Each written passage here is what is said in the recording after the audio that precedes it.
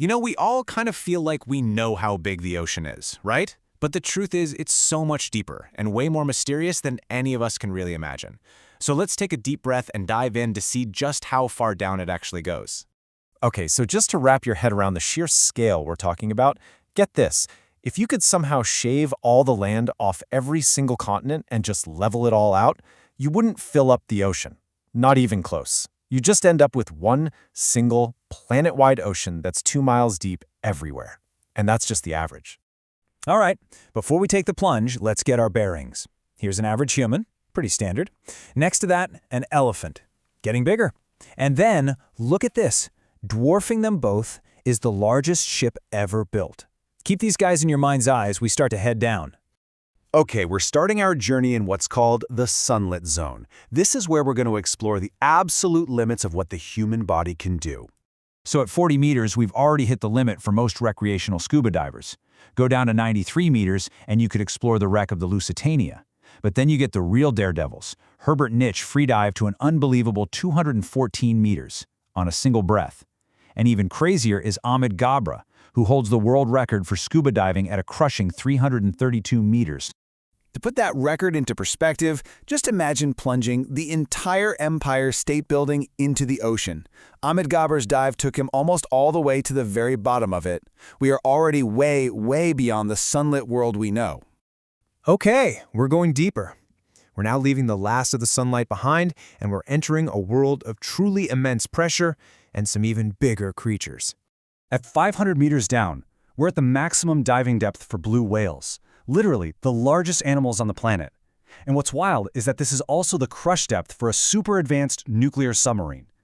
And just a little bit deeper, at 535 meters, you'll find emperor penguins on the hunt. It's kind of hard to imagine what pressure really feels like, right? So here's an analogy for you.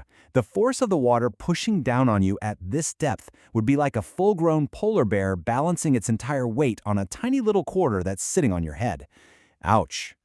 Just to keep our sense of scale, picture the tallest building in the entire world, the Burj Khalifa. If you were to sink it right here, its tip would just be reaching our current depth. We are now officially deeper than any structure humanity has ever built is tall. We have now crossed a major threshold. At 1,000 meters, we're entering a world of permanent, absolute, pitch-black darkness. No sunlight can get this far. Welcome to the Midnight Zone. Down here in the total black, you start to meet some truly incredible, almost alien-like creatures. At 1,000 meters, you might run into a giant squid, where the pressure feels like standing on the surface of Venus. Go down to 2,000 meters, you're in the hunting grounds of the scary-looking black dragonfish.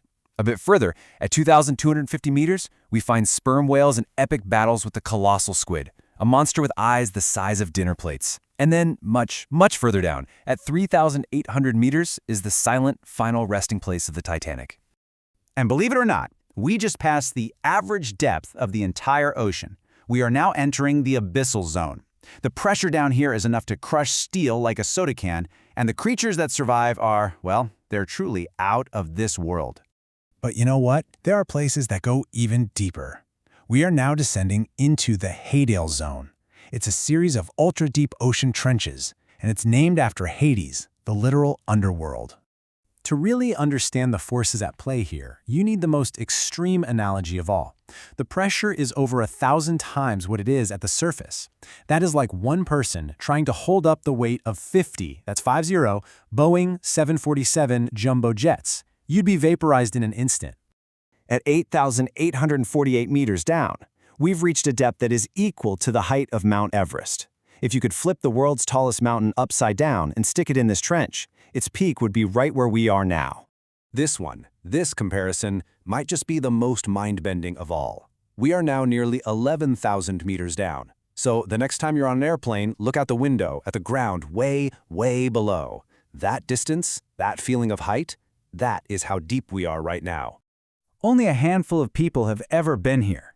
In 1960, Don Walsh and Jacques Piccard made the very first trip, reaching an incredible 10,916 meters.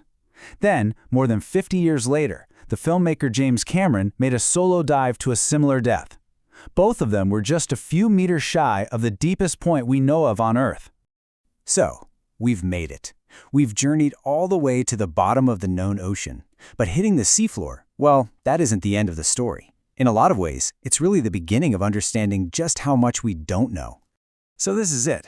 10,994 meters. That's just under 7 miles straight down. This is the Challenger Deep, the deepest known point in the entire world ocean. But what does known really mean? And that brings us to this number, 5%. What could this possibly represent? Well, it's the key to understanding just how little we actually know about our own planet. 5%.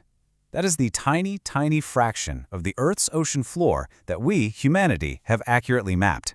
The rest of it, the overwhelming majority of our own world, remains a complete and total mystery. We've journeyed to the deepest point that we found so far.